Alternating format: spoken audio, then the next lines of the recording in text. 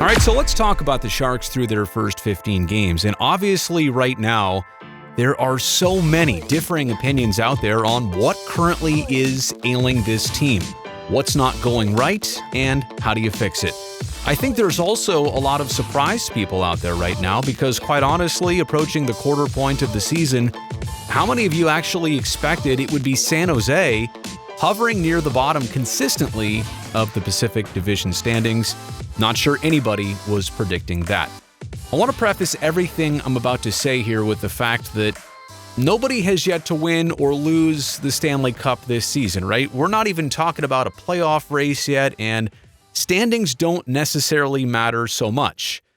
But I'm also here to point out that it's not necessarily early anymore. In fact, at this point, I believe you can start to dig yourself a pretty deep hole that is very, very difficult to get out of, right? You're going to have to do a lot of compensating for the slow start at some point, and the amount of compensating is only getting greater for San Jose, what they need to do with as much as they struggle here in the very beginnings. So to wrap things up and to sum things up here, it's kind of been difficult in these first 15 games to just put your finger on only one thing that's gone wrong for San Jose. There's a lot of different facets of their game right now which seem to be hurting them. And it's also difficult, I think, to identify one thing that they've been doing so well that they can actually build on and start to turn things around with, right? So with that said, I've come up with a list here of 7 things that the Sharks need to address ASAP. Number 1 is allowing the first goal of games. Now, clearly, you guys all know the stats in the NHL and across sports, right? The team that scores first in a goal-based game like hockey or like soccer, for example, the team that scores first usually has a much greater percentage of going on to win. Now, a lot of that comes with playing ahead on the scoreboard, not having to chase the game. And yeah, there are some aspects about usually the better team scores first, but there is something about the Sharks allowing first goals so far in the 15 games this season and having to play from behind near immediately. A lot of times it's happened in the first period. And so I think you would see a much different San Jose team, for example, if they were the ones to just start scoring first. Number 2, I think San Jose and the players, they quickly need to gain some confidence back, right? You look at their roster and from the outside, they're stacked. A lot of world-class talent, a lot of up-and-coming talent, right? They have all the pieces to get very good things done. But I will say that as much as you look at them as professional athletes who are very good at their jobs, they're also human beings. And struggling to the extent that they have so far definitely can play some mind games with you. And in a sport like hockey and the NHL, you start getting into these split-second decisions that players are forced to make, and confidence weighs in. Whether you believe it or not, a confident player looks a lot different out there on the ice than somebody who is overcompensating or is making a split-second hesitation decision that doesn't go their way. Confidence goes so far for a team. It's been alluded to inside the dressing room that maybe they're a bit short on that right now. I obviously think they need to get some confidence back. Number 3, this team needs to be especially vigilant in the first 5 and the last 5 minutes of periods. It just seems like the early and late goals have happened way more frequently against San Jose so far than they honestly did the entire last season of 82 games on the regular season schedule. And yeah, they only count for 1, right? If you score in the first 5 or the final 5 minutes of a period, yeah, it only counts for 1 on the scoreboard, but it just feels so much worse, right? Like it establishes a more difficult period that you're about to play, or it makes a situation worse or feel worse going into the dressing room as you assess the game at one of the intermissions. So the first 5 and last 5 minutes of periods, would love to see the Sharks a little bit more vigilant. Also, I move on to number 4 here, be more vigilant after you score a goal, right? San Jose has had a lot of times where they'll get one and they'll either get closer in a game on the scoreboard or they'll take a lead. And within the next couple minutes after that, they will allow one right back.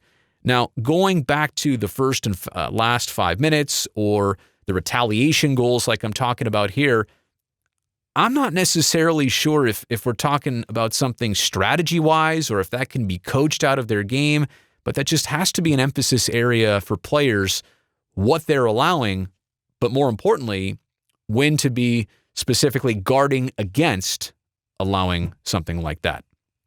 Number 5 here out of 7, think about defense first and second, and then think about offense. So cheating is starting to get into San Jose's game, right? A lot of times players are releasing out of the D zone. All of a sudden, a quick turnover has them fighting against the grain, chasing the play.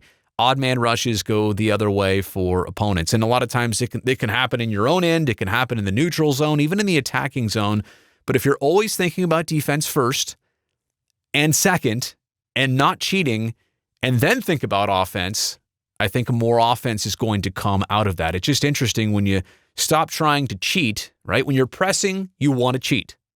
If you take away the cheating, the offense, for whatever reason, has always started to come back for this team. We've heard this over the years, and I think it's a case of what's happening right now with the Sharks. Turnovers especially, transition especially, a lot of it starts with cheating and trying to get offense before you can complete your defensive play. So think about defense first and second, and then think about offense. Number 6 is the measure of quantity of shots versus quality of shots. Now, we saw San Jose put up 53 on goal against Winnipeg the other night and come out on the wrong end of a 3-2 final score. There is something to be said about 53 shots on goal. Like, that takes a lot of puck possession, that takes a lot of strategy, it takes a lot of opportunity in lanes, shot lanes, to get rubber through to the crease. But the quality of shots, can you say that the quality has a direct relationship to the quantity? Sometimes it does. I think for San Jose lately, it has not been correlating. I'd rather see a 20-shot game for the Sharks where they had 7 grade A opportunities instead of a game where they had 53 shots on goal and only 2 or 3 grade A opportunities. And that's the clarification. What's a grade A opportunity?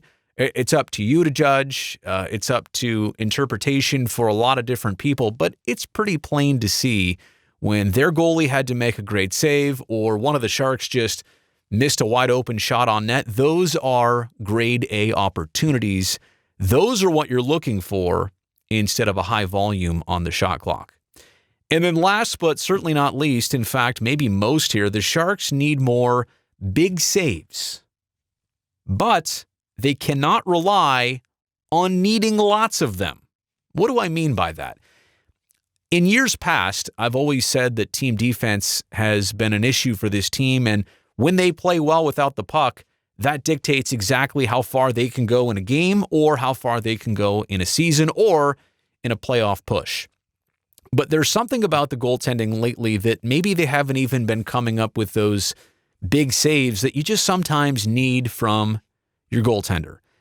It's not to say that Dell and Jones have had bad seasons, but it's also to say that they haven't had the bailout type seasons where they have compensated for some of San Jose's defensive mistakes or miscues, or they were there to save the game when other players and other skaters in front of them weren't able to help out. Essentially this, the Sharks do need more quote-unquote big saves from their goalies.